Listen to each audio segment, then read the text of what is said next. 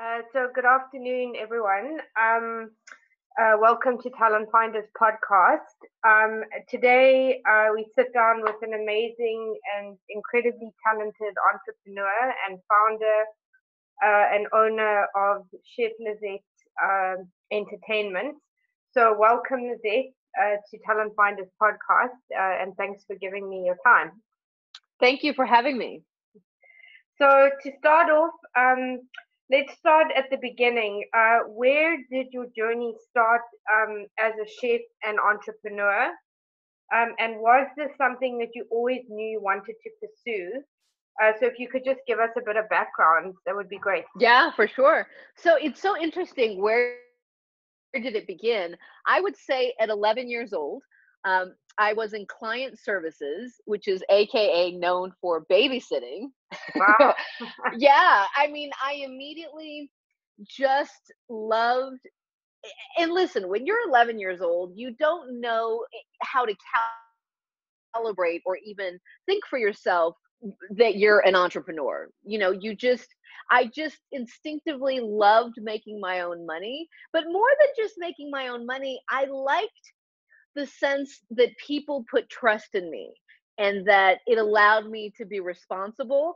I mean, like that much I do remember way back then, right? Because there's no way that I would have had the intelligence to calibrate and say, "Oh, I'm an entrepreneur," right? But Yes. I just loved that. And of course I babysat for my parents, like their dear friends, their little kids. Yes. And so I just loved, I mean, listen, I was 11 years. So think about today, in today's world, an 11-year-old, right? Yeah. Taking care of, so my friends, my parents' friends at the time, Jamie and Kristen, shout out to them, kind of Nowling. I hope that, they hear this at some point. That would be extraordinary. Yes. So Jamie was under 5 years old, from what I remember, and Kristen was just born, so under a year old. So can you imagine letting an 11-year-old take care of a 5-year-old and a 1-year-old? I mean, just imagine. And so, Yeah. I mean, it was just different times. There was a level of expectation, that you did the right thing. And so Yes. I And loved, trust. And and trust. trust. Like Yeah. trust was given a lot more freely. And I think that when you give trust freely, it allows the person to step up Yes. and to really show you who they are right from the start without having to earn it. I mean, Gary Vaynerchuk, like he's talked about that, how he gives trust freely. And there's something really powerful about that. When you give trust first, Yeah. it raises the bar, and it allows a comfort level and wiggle room, which is my favorite word, to give people the freedom and license to show you who they are. Absolutely. So at I 11 years agree. old, you know what I mean? So at Yeah. 11 years old, I was already given that level of trust, and I did not want to disappoint my parents, and I did not want to disappoint the people who were paying me, you know? For sure. And do you find obviously it was also probably a confidence booster for you as well? Because, Oh, for that's also sure, for sure, a important. hundred percent, 100%. I mean, more than anything, like more than the equation of making money at the end of that day. Yes. What I remember still, like what stays with me, because of course I don't even remember how much money I made. I remember that I was very feisty about charging my own prices. Yes. So I do remember that I immediately loved negotiating without Yes. even knowing what negotiating was. Like my parents were like, "Oh, charge them very little." And I Yes. was like, "Wait a minute. Like this is my client." And of course I didn't say this at 11, but Yes. like I was feisty. So at 11 I'm like, "Wait a minute. I'm the one doing the work, so I should be naming the price." For sure. And so I loved that ownership, and I loved that confidence builder, and I loved again the responsibility that was given to me to have to take care of really young kids when I was a kid myself. I was 11. Yes. Absolutely. So The next question I wanted to ask you. So, I read that you cooked for over 5 million people over your career, which is Yes. incredible. Can you please tell us more about that? So yeah, it's way more than 5 million, because when I think about 28 years, Yeah. and there were so many events that I was, one of the event managers or captains or leads on the party, not necessarily a chef, Mm. because I've done both back of the house and front of the house. So it's really been hard for me to calculate just how many people I have fed or have been a part of the experience, Yes. because there were some events that were large,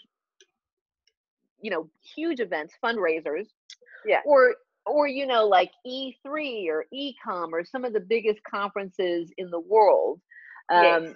um, where thousands of people, hundreds, tens of thousands of people come through there. Yes. So, right down to a small little dinner party for 5 people. So I've done everything in between. Yes. Um, and so, from very high end to like the most exclusive parties in Hollywood, like the Oscars and pretty much every award show that goes through Hollywood, I've been a part of them. The Wow, that's Grammys, the amazing. Oscars.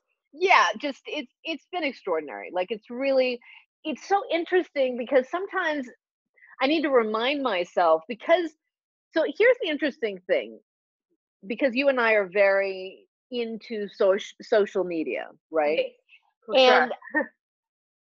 And I really wish to God that, 10, 15 years ago, like my career would look very, very different if I actually was able to capture those moments and record. And I mean, clearly we had cameras back in the day of to be able to take pictures, but Yes. for well, not for so many events, for all of the events, especially the Hollywood related ones, Yes. we had to sign waivers, and you could not take pictures. and and so even for me, like, I wasn't raised like that, you know what I mean? It just wasn't in my mindset that, oh, I'm going to take a picture with all of these celebrities. Like, to me, they were just another human being Yes. that was clearly very successful. So like very early on, and this is a segue, but it is part of my career. Yes. My sister really was tenacious. Like, she's a lawyer, she's a very successful lawyer in Seattle. And so from a very young age, she actually probably planted the seed in me of how to reach out to what you would call influencers, what we call today influencers. Influencers, for sure. And she was very tenacious in getting to the people that she wanted, that inspired her. Yes. So Jimmy, President Jimmy Carter was one of them, and uh, the LA Dodgers, Tommy Lasorda and Fernando Valenzuela were huge for her. She was obsessed. Wow. And so she was just very relentless about, which is why she makes such a good lawyer. she Yes. would write, you know, she would write letters to these folks, just trying to get their attention, not necessarily for any reason, but more to say, I admire you and all of that. Yeah. Back in the days when And so letters were yeah, still yes, allowed. Yeah. exactly. So just imagine how long that took to get a response, right? Because it's Yeah. a handwritten letter or whatever. But Yes. she wrote several. I don't remember how many, but clearly enough to get the attention of Dodgers and Fernando Valenzuela. So for the Pasadena Rose Parade one year, where Fernando Valenzuela was on one of the floats, and I don't remember, I don't remember how old I was. I have a picture of it, um, but we were able to get invited to, like, the VIP little breakfast or whatever before the Rose Parade, Yes. and Fernando Valenzuela was there. And so we have a picture, like the whole family with him and my sister. You can see her huge smile on her face, Wow. and you Amazing. see, and I have a huge smile on my face, but it was just like such a happy moment, that at that time, and I was definitely under 14, that I do remember. Yes. I don't remember calibrating, oh, this is a famous person. Yeah. Oh, we're taking a picture with this person. I just remember that we were all very happy, you know. Yeah, well, And years I guess it's moments like that that you only when you reflect back on them you realize the significance. Because for I've had sure. moments like that as well, like featuring in O magazine, and then not that I didn't value it at the time, but it's like now that media and everything has come to the forefront, it's Right. like now you can actually leverage those moments. For sure. Well, for sure. And I almost miss that, the days of just the pure simplicity of, because to me, like, now reflecting that moment, I saw that as like a hallmark moment for my sister of what Yes. she accomplished to get the attention of her hero, which was Fernando Valenzuela. Wow. Like the same thing. So my grandfather was in the Mexican government at that time, like years ago. Again, this is another quick story. So he was around, politicians and just Hollywood royalty, if you will, at that time. And I remember him taking me and again, it's like the memories are very lucid and I don't remember all the details, but it must have been like a pre screening of a movie that Bob Hope was in. Because I Wow. remember he took us, and so just like you would see today, like the red carpet moments, Yes. I was there with the red carpet moment of Bob Hope. Like, can you imagine? Wow. And I probably saw him for a millisecond, Yeah. but I'll never forget that.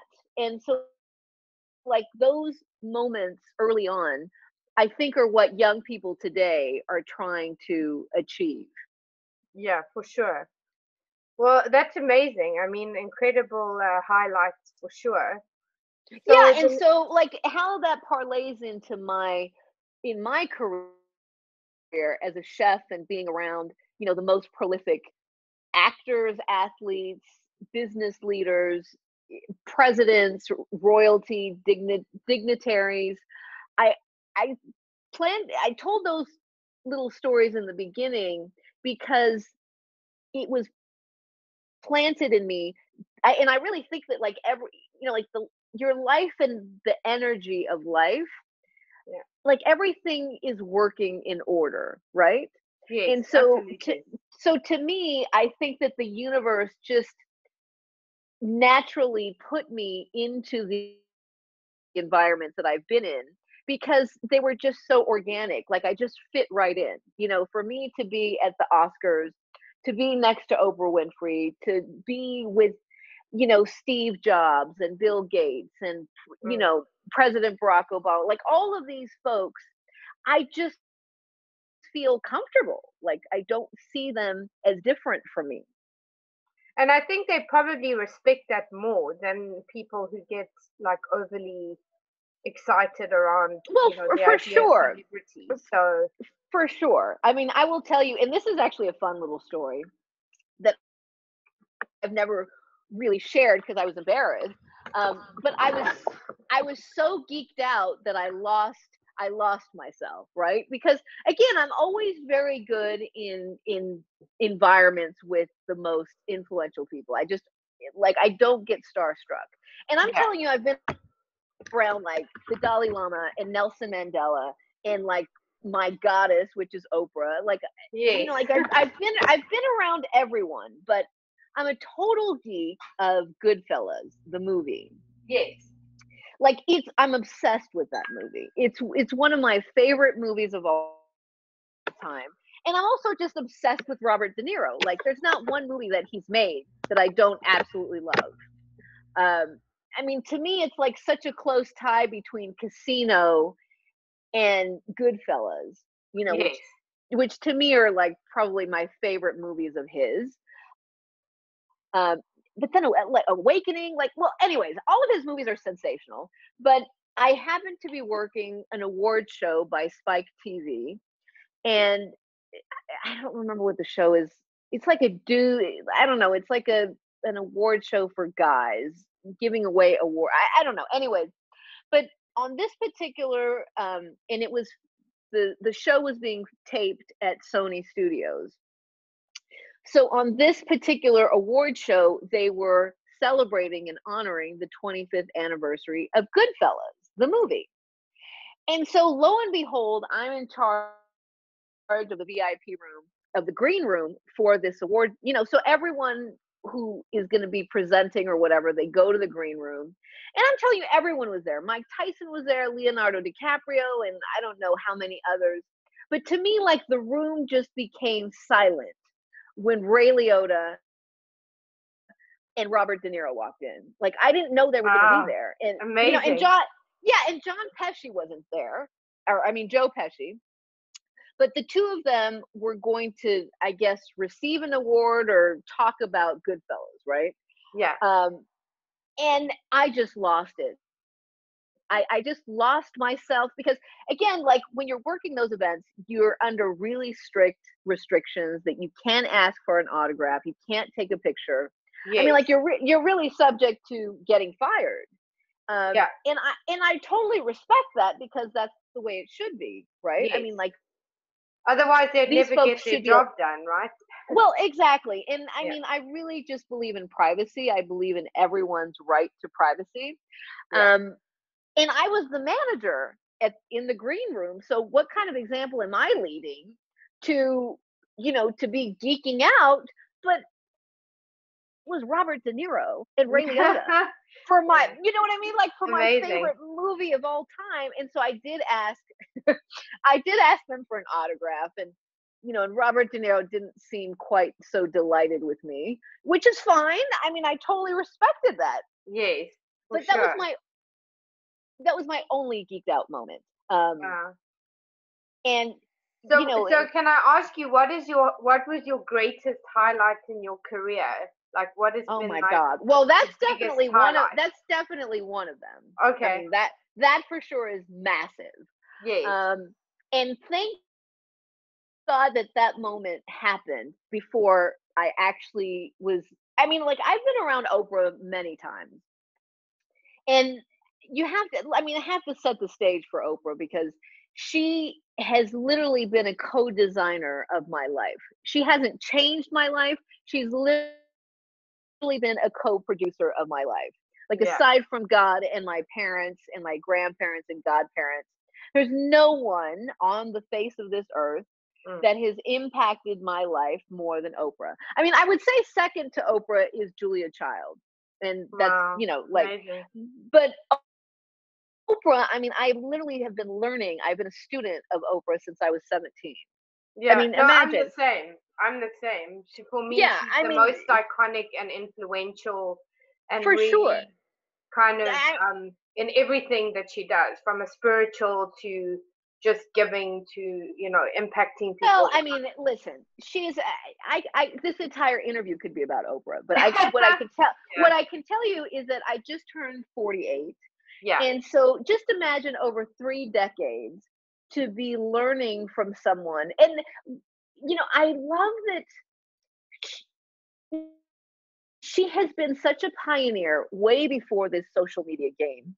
Absolutely. Not just showing women, because that goes without saying. Yes. How much she has done for women.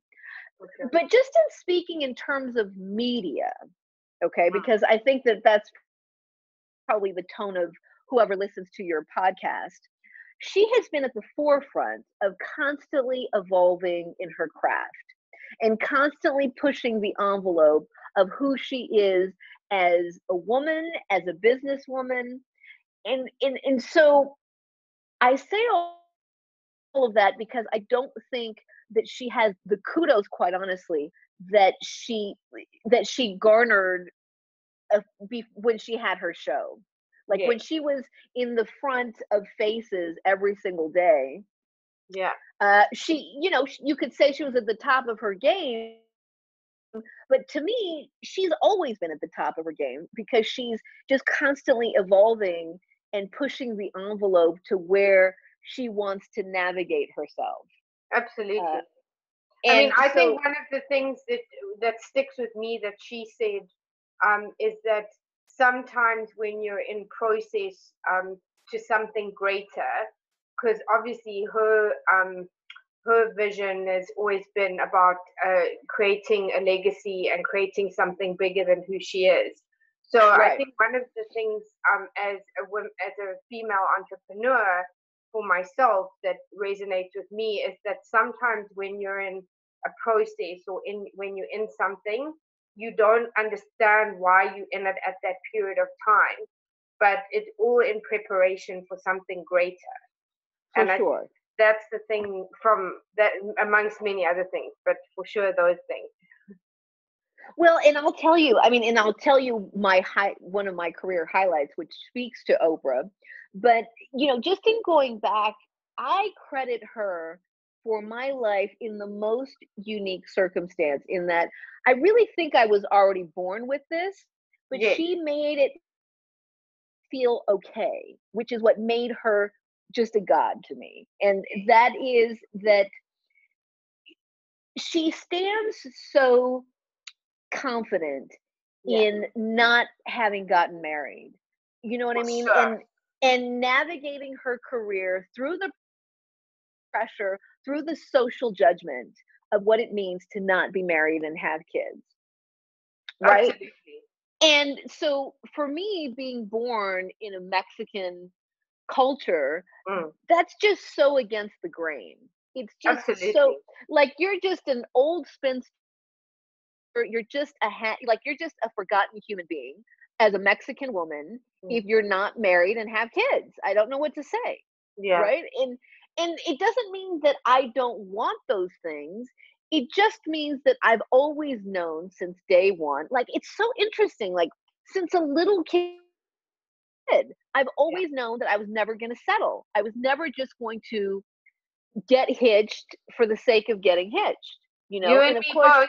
You and me both. right. I mean, and I think that, I think that that seed was planted in me to Yeah, therefore be able to focus on doing good work, right?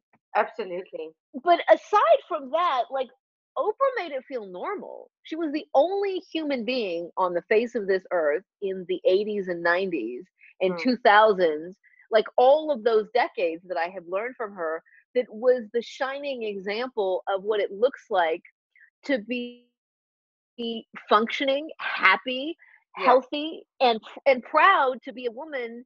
And now it doesn't mean that she doesn't have Stedman and is not in love. You know what I mean? Like, she's had love and has love, but she just made it feel so comfortable yeah, that you could focus on yourself as a woman.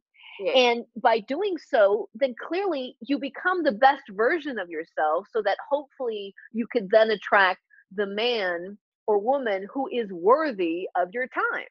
absolutely, And absolutely. and shows I hold her as the iconic example for that. And I mean, it's one of the most important pieces that she planted inside of me. For sure. Um, So, but so but that, but I mean, in recapping that, I mean, like, that's a long commentary and segue. One yeah, of the highlights of my life, and I had already been around Oprah many times at the governor's balls. Like, I've been in many rooms with yes, her. And thankfully, that freak out moment with Ray Liotta and Robert De Niro had already happened prior to seeing Oprah again, because I got that geekdom out of my system, right? Like, yes, I never did that again in my career of asking someone for an autograph. So I was the lead on the AFI's celebrate, the American Film Institute once a yes. year celebrates, an iconic figure. And that particular year was Mike Nichols, the director. And so I don't know if you've ever seen that show, but there is a beautiful head table in the center of the room, and it was filmed at Sony Studios. And so clearly, in between commercial breaks and all of that, you'd have people come, like, just very, very iconic people come to his table to congratulate him and all of that. Yes. And of course, Oprah and Diane Sawyer are very close friends. So it was obvious that Oprah would come and say hello to them. Yeah. And it's so funny because I'm drinking like a chiffon peaches sort of can of beverage right now. And Oprah that night was the most radiant in this like peachy chiffon gown. I mean, she just looked exquisite. Like, I would say that peach is one of her colors because she just looked like a queen. And I was in charge of like his table, and she came up, which was, like, it was just a normal thing. I mean, I've been around her many times, so it wasn't like, oh my God, my Oprah moment. But Yeah, for sure. but as she left, there was kind of like a staircase going down to the table where she was going to be at. Yeah. And I took her hand, like she looked, just natural common courtesy. I offered my hand to help her down the staircase because the gown was long, and of course I didn't want her to fall. Yeah. And so she held my hand, and she'd probably never remember me, but like to just have Oprah touching me, like it was just, and those aren't like big things to me. They're not. Like No. I've been around everyone, but Yeah. again, I mean, the people in my circle know what Oprah means to me, and so that was a great moment. That was a really great moment. Amazing. Amazing. Yeah. So the follow on to that is uh, as a woman in this entrepreneurial landscape, do you feel in your profession that being a chef has changed, um, and that there are more opportunities?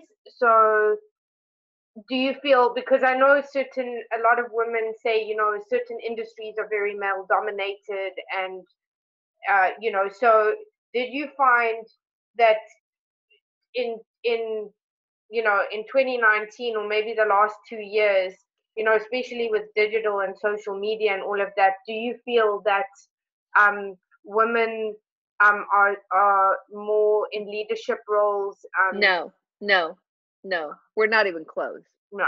We're not even close. Like when I started um at the Ritz Carlton, there were more than 60 people collectively in the kitchen, Yeah. and ranking in all different positions. 60 people, and there were only 2 women, and I was one of them. Wow. And that was 28 years ago. That wasn't that long ago. No. Now, flash forward to today, for sure, with the heightened awareness of the Food Network and a lot of cooking shows, and like you see the faces of celebrity chefs, and many of them are females. But if you actually go into restaurants in New York or Los Angeles or any of the metropolitan cities, or, Yeah. or just if you just canvas the United States of America and go into, hundreds of restaurants, which I have done, Yeah. the numbers are still not there, not even close. Yeah.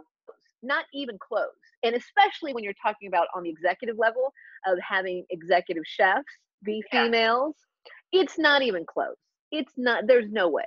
Like Okay. there's no way. And I So mean, I want to just say really quick, it speaks sure. to just the industry in general because, for example, I mean, for years now, I've wanted to design my own chef's coat specifically for women Yes. because now, I mean, there are more companies that have created colors that are specific to women, Yeah. chef's coats, but there's not one company in the world that has a chef's coat specifically catered to the woman's figure, Wow. to the body of a woman. And I'm talking about worldwide because I've Yes. checked. I have checked. And so to me, that speaks to there not being enough women chefs around the world. Therefore, there hasn't been a smart enough company to cater to women chefs specifically in terms of like attire and what we should be wearing in the kitchen. So is that something that you're going to be looking into A doing? 100%. I've been thinking about it for 2 decades now. Wow. 100%. Yeah. So what 100%. would you say are some of the biggest lessons and learnings you experienced when starting your business? And what were some of the biggest challenges that you experienced? Patience. It's Okay. at the centerpiece of the whole thing. Yes. Like literally the whole thing. I mean, there's two. there's two things for sure. Um, but patience is a killer. I am telling you, patience has been my biggest kryptonite. It has led me to making really short-term decisions, making a ton of financial mistakes. Yeah. Um, what's so interesting is one of the hallmarks to being a great business leader is relationship building. And Absolutely. that Without a that I doubt. can yeah, that I can tell you I've mastered. Yes. Hands down. I'm super patient in building relationships because any relationship takes time. Mhm. So it's so fascinating the paradox of that because I'm super patient in the parts that matter, like the Yes. relationship building. Absolutely. Um, but when it comes to, because as a chef, quite honestly, I've been underpaid my entire life. Yeah. And I just have. I mean, it's an industry that is completely underpaid. Yeah. Until you get like to the celebrity chef level and you've got your brand and books and all of that jazz. Yeah. It's But like until once you that, get there, you have to maintain and sustain it, and that's always a challenge in itself, right? well, correct, because even celebrity chefs have come and gone, if and it's so interesting because I've spoken to so many classes of young people who just want to be a chef because they want to be a celebrity chef, and I tell them that you're never going to make it. You're Yeah. never going to get to that point because there's so much work. There's so many decades, literally decades of hard work before you can even be considered to be a celebrity chef. Hmm. Um, because the interesting thing about being a chef is that we're a band of pirates. I mean, we really are. Like, you cannot consider yourself a chef Yeah. if you haven't earned it. And I'm telling you, any chef who is worthy of wanting to get their approval or their validation, Yeah. there's not one chef on the planet who will just give you that title if you haven't earned it. Yeah, Absolutely. like hands down. Like, and you got to start from washing Yeah. dishes, scrubbing floors. Like, and that's what I love about being a chef is that once you get to the point that you could call yourself a chef, Yeah. it's because you've already gone through it all. Like, you've earned it. Um, Absolutely. Well, it's like anything. I mean, it's the same like even if you look at media and publicity and I know just as a publicist as well, like people will come and say, oh, I want to be on the cover of a magazine. I'm like, there's no way that's going to happen at this point unless you have done something so incredible that's impacted so many people and that you've actually done something to earn your right to be on that cover. So I completely right. relate. Yes. Sure. Yeah. And So, then, so the other centerpiece, I mean, I do want to get this in because, sure. patience is at the top of it. But Absolutely. And it's the something other, Gary speaks about, right? for sure, Mm. absolutely. And the other piece that he's talking about more, and I have really lived it, is mindset. Yeah. Like, you know, entrepreneurship is like the new celebrity thing, right? Oh, for sure. Just as I had mentioned Yeah. the, celebrity chefs, it's like this wave of popularity. Yeah. But the truth is that being an entrepreneur is be I want to say just on the surface of being beyond impossible. Yeah. Like, it's one sprinkle away from being impossible, Yeah. but it's not, right? Like, if you were built for it, if you truly had the DNA from a very young age, Yeah. and like you literally just the thought of working for someone else, like, you get sick every single day, like physically sick. Yeah. um like, unless you have those traits, you're never going to make it. You're just Yeah. not. I mean, it's And and it's I think that sacrifice. It's massive sacrifice. it's massive Yeah. sacrifice. Yeah. It's beyond lonely. I don't even want to get into how lonely No, it is I relate. Trust me, I be, relate. because if you don't know how to be with yourself, Mm. and know how to be reflective and introspective and trust your decisions and rely on your instincts. I mean, I would say that one of the hallmark traits that people don't talk about enough that you really need as an entrepreneur Mm. is to confide and trust in your own intuition. It's hands down the absolute compass of Yeah, being a good entrepreneur. absolutely. Like And that's the it's one. hardest thing because it also requires a lot of self work, and you have to also work a lot internally. And like you said, even in terms of mindset.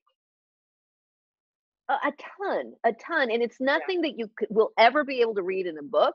No. You cannot pick it up. You cannot, like, it's one of those things that you're just born with, Mm. and and it typically comes from people who have gone through a ton of adversity. That's Yeah. why the most brilliant, legendary, iconic artists like Andy Warhol, Lady Gaga, like people who just have something special, Yes. it's because they're so introspective, and Absolutely. it's rooted in having come from a lot of trials and tribulations. Absolutely. Um Both personal and professional, I take it. 100%, and how you navigate that, and whether you're I mean, bottom line, whether you're able to determine for yourself if your trials and tribulations are the things that actually become your catalyst, or the things that debilitate you the rest of your life. Absolutely. So, how would you how would you define leadership, and what do you think and believe this means as a founder and an entrepreneur? It means, I mean, I think there's books that even speak to this, but my mother taught me this just Yeah. through the most simple act, and that is she literally ate last. I mean, and my grandmother taught us that. So we'd Yeah. have, I mean, the reason why I became a chef is we'd have Sunday dinners with the entire family. And so it was always a huge spread and a collective, offering that everyone made a dish and all of that. But it was just always, the tone was always set. My Yeah. grandmother always ate last. My mom always ate last.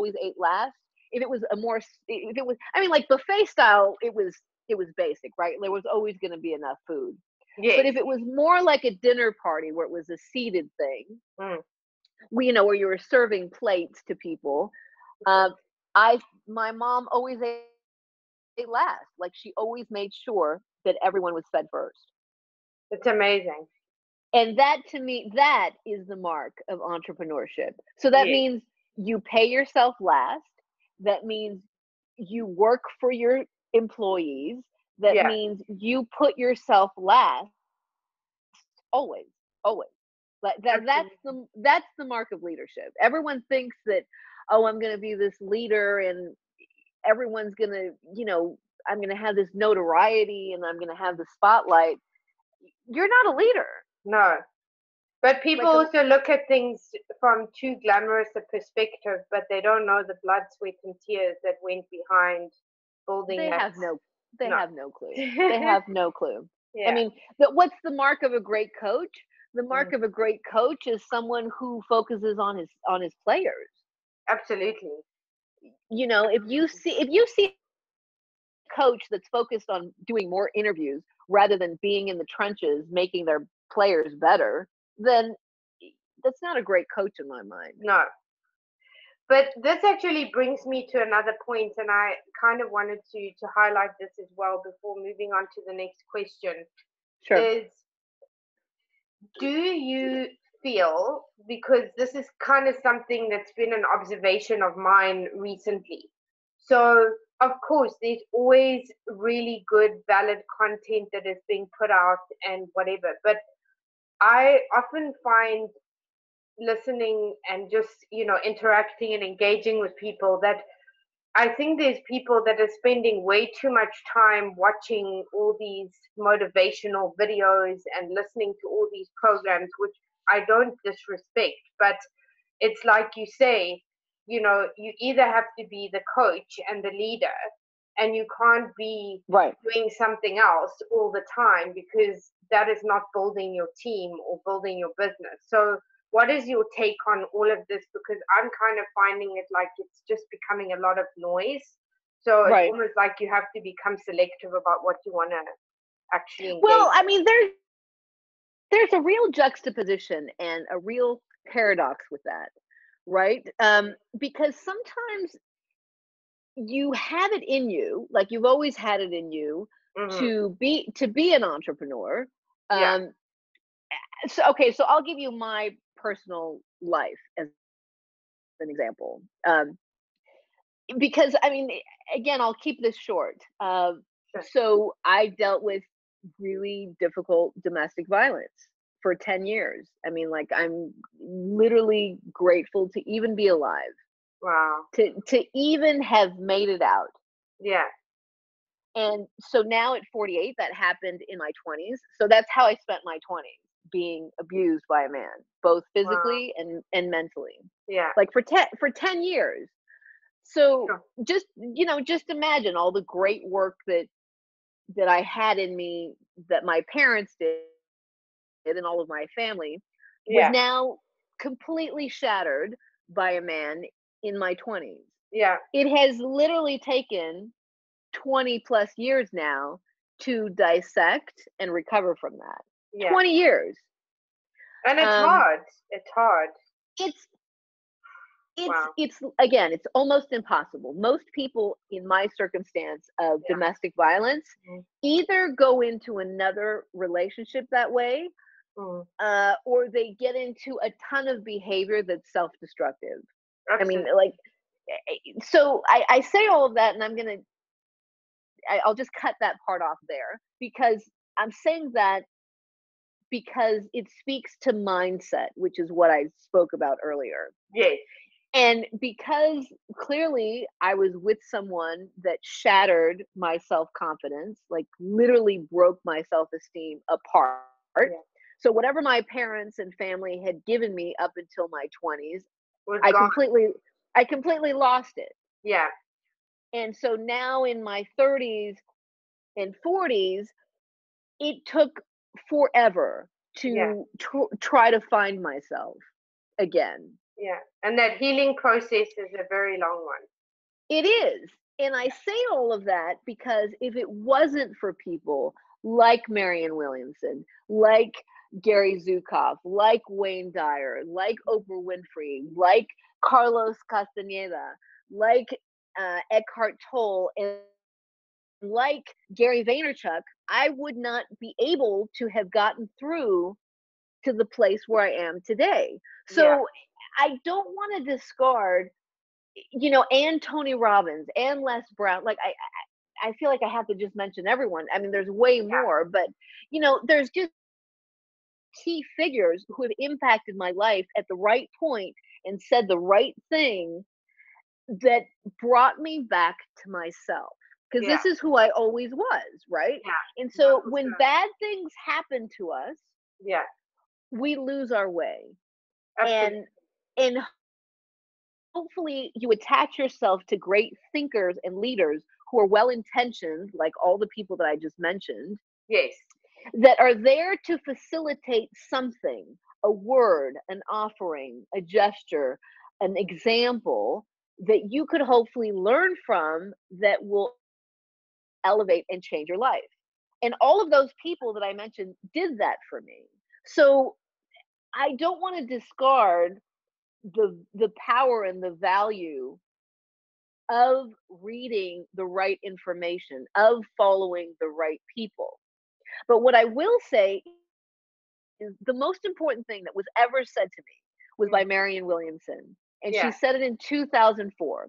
Because up until that point, I mean, I had already just geeked out in, I mean, like I literally lived in the self help section of every Yes. bookstore. You know what I Yeah. mean? Because Yeah. I had gone to therapy. It didn't work for me. Like that process didn't resonate for me. No. Um, I'm not disregarding its value, but it just didn't resonate with me. Yeah. I've It never has to believed work in for you at the end of the right. day. Yeah. I never took medication, which I most certainly should have, because I was in deep, deep depression.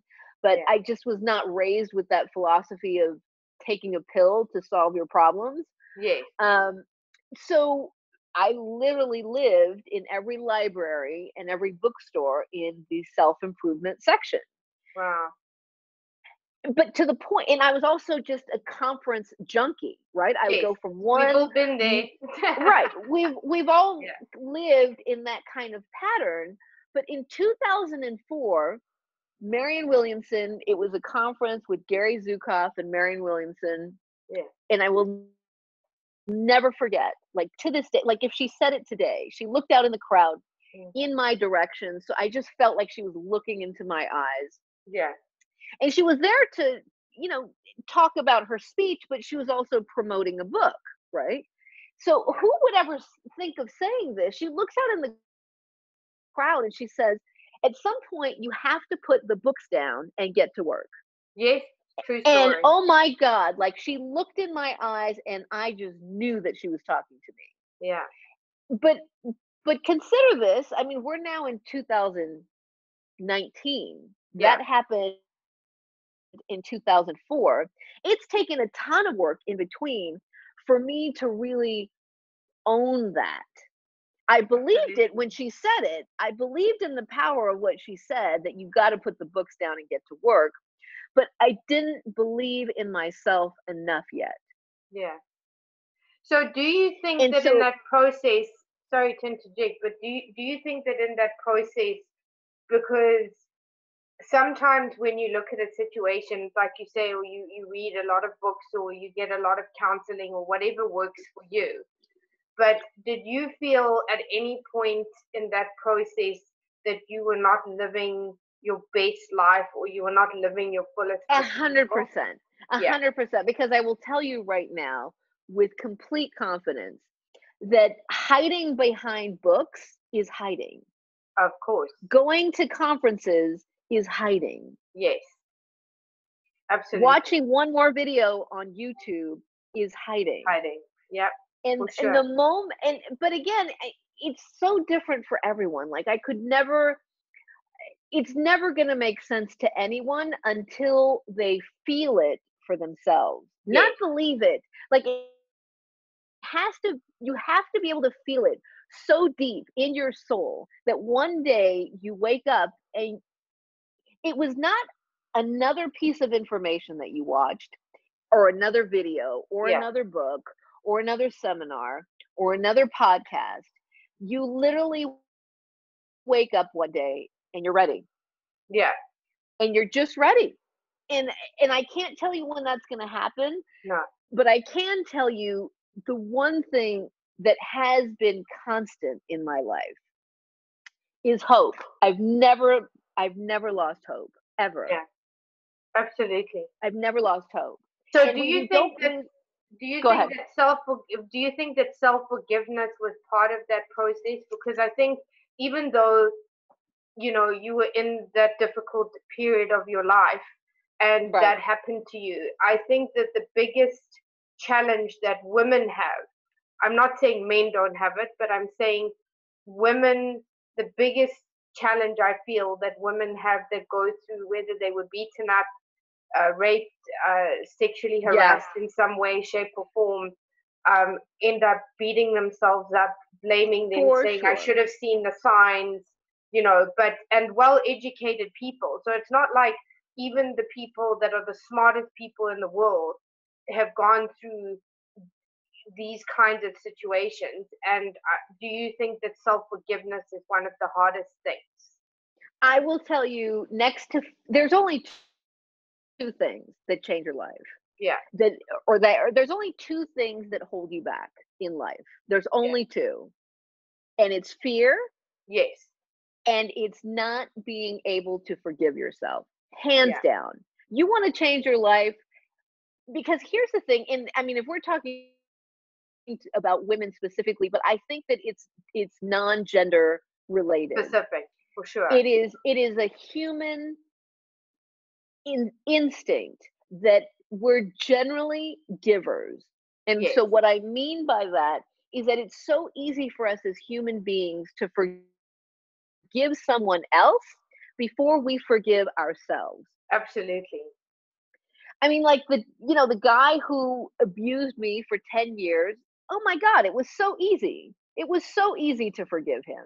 Yeah, Because like I wrestled with it my entire life of yeah, what I do? Where did I go wrong? What was Yeah. my responsibility? You know, so I mean, you could say that accountability is also like the third component, Yes. but you can't even hold yourself accountable before, like, in order for accountability to even come into your vocabulary, Yeah. you have to be able to not judge yourself to the point where you forgive yourself for your Absolutely. role in the entire thing. Yeah. I mean, because clearly someone who's been raped or, incest, like, they didn't have anything to, or victims of crime, like, what did they have to do with it? Nothing. No. But at Exactly. some point, you have to forgive yourself. Yeah. You have to let go. You have to relinquish the emotional trappings of that pain. Yeah. For sure. Because I will tell you, after a while, you hold on to it long enough Yeah. and it becomes your security blanket. Absolutely. And And when it's almost like you default back into that story. well, 'Cause- and exactly, yeah. once these trappings of whatever happened in your life become your security blanket, you are stuck. Yeah. And you're not 100%. just only stuck, you get lazy. You Yep. literally get lazy because it's a habit. Everything in life, both good and bad, is a habit. So Absolutely. this victimhood that is Mm. your security blanket enables you to live your life being a complete, lazy, unchallenged human being. Yeah. For sure. I mean, let's not sprinkle this with fairy dust. Bottom No. line, at some For point, if sure. you don't challenge yourself, you get Mm. lazy, you get complacent, and it's Yeah. just very comfortable to play small. Yeah. And you also have to change the narrative because, you know, the narrative was something at one point, but it's like anything. If you want change, Right. you have to rewrite the script. So for sure. So 100%. Like, you just have to realize that it was just a chapter. yeah, Whatever has happened in your life, both good and bad, yeah. is just a chapter. Like, you can't also rest on the celebrity of your life and like everything going wonderful. No, because it's I mean, never like everything that. everything is just a chapter. Absolutely. So this leads me to the last couple of questions. So um, what what do you foresee the future and vision for your company, and what Mhm. would be the advice to other female founders and startups? To forgive themselves, to not be so hard on themselves every day. And I'm talking about everything. Like, Yes, I think I'm probably one of the only people who has the courage to do a live stream without makeup, yes, without the hair being perfect and the perfect outfit and the whole thing. And like, I haven't had a manicure and I don't know how long. I mm, love getting manicures and pedicures, but guess what? I don't have time. no, And so if all of these little things of being so critical, self-critical, mm, hold hold you down, you're never going to make it. Like, you're no, never going to make it. You'll never be significant. no. Like, you just won't. So So what do you foresee the future and vision for your company? more, just more love, more giving, more content, uh, more impact, just more. Amazing. So the final questions. Yeah, so I read that you have a passion for based community based organizations, Yes. um, and have worked with an impressive list of names in the entertainment world. Please, could you share a little more about that? Well, And then, I love doing speaking engagements. This year I'm definitely going to go a lot heavier on that. I love, whether I get paid or not. I mean, it's just going to depend on my time, but I love speaking to kids in particular, teenagers. yeah, Um, Teenagers in particular, because they're now at the age that they can get into a kitchen, they can navigate through a kitchen, and it's safe, like, safely. yes, I love teaching even younger kids, but I don't necessarily want younger kids to hold a knife. I mean, I will do it if I'm with them and if their parents are going to be with them, but Yes, there's still a lot of safety issues with kids under 9 or 10. for sure.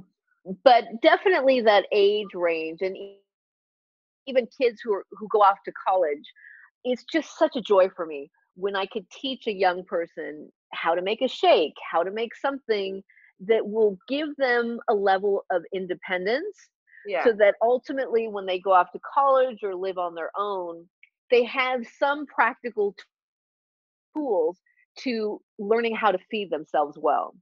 for sure. And it's a skill, it's a life skill. 100%. It's a basic skill. Like, when you think of the traditional institutions of education, they're not setting kids up with the most basic life skills. How to Absolutely. Even schools. balance a checkbook. Right. Yeah, Like, or the value, more important, the value of what money means, the currency that is money, and yes, how to respect it. Like, you don't learn that in school. no, And so many schools have now eliminated, uh, there used to be cooking classes in high school, and so many programs and schools have eliminated it because they don't see the value of yeah, teaching kids the basics of how to feed themselves in a healthy way. absolutely. Absolutely. So, like, I've partnered with Tavis Smiley, who has his own show on PBS in Los Angeles, and he's had a wonderful institute, kind of an organization that every year, uh, he's captured kids from all over the country. Like, they have to submit a written essay of why they should be chosen, and so it's like a scholarship program of really elite kids in different schools. Yes, And so they've all come together at UCLA every year. I'm not sure if he still does that. It's his Leadership Academy, where he brings in also thought leaders on many different subjects. And so I've worked with him for a number of years to give cooking demonstrations and talk to his students about the value of eating well. I've also partnered with, like, the American Heart Association and the Red Cross, and I've just done a number of different, from also uh, corporations like Fargo and other banks who brought me in, who've done, like, a fair, like a wellness fair for their yeah, company. And I've come amazing. in, and yeah, and I've done those kinds of speaking engagements as well. The other one that I could recommend is Kimball Musk, Elon Musk's brother. He's Hmm. doing the whole plant to seed and trying to really help kids in schools eat, better and healthier. So Well, they're my looking at goodness, this I program. love that you said that. He has um an incubator program here in Yes, New York that yes, I mean, I've visited. It's extraordinary what they're doing. I mean, a few of them are my friends who are actually entrepreneurs. They've now gone on to continue their business endeavors. I absolutely adore what they're doing, yes, in absolutely. that program. Yeah, and So there's just many others. So hopefully I can get out into the world and speak to the right organizations that are doing good work. absolutely. So the final question that I just want to finish off on is what would be the three key pieces of advice to any other entrepreneurs that you could share with others? And what would those be? Okay, so we've already said patience, Yes, mindset, and not being so critical of yourself. I also said trusting your instincts, yes, and you have to be comfortable being alone. Like, you yes, just have to be hyper independent, because being hyper independent as an entrepreneur is so critical to again, your decision making and how fast the speed of your business is going to go. So absolutely. that's five. Uh, being independent, and that also includes, under that umbrella, being an independent thinker. Yes, Um, it's great to have collaboration and clearly you're going to be hopefully smart enough to attract higher level people who you could learn from in your Yes, organization. But at the end of the day, no matter what brilliant insight people are giving you, your gut has to be the compass. It just has to be. absolutely. Um, and then the two pieces of advice that Julia Child gave me, which is to always keep learning and to Yeah. be humble. Like you have to be humble. We And already never spoke on forget where you come from. never like I just don't understand that. Like that Yeah. would never happen to me. It just would never happen. I don't know how to explain it, but that's not how I'm wired. That's not how I was raised. Um, Many people, I think that humility gets misbranded because so many people have taken advantage of Yes. that word. Uh, so yeah, Well, thank but you so much, Lizette, for your time. This has been an amazing interview. thank Um, you. and yeah, we will be in contact soon. Thank you. I look forward to it. Thank you so much for your time. Thank you.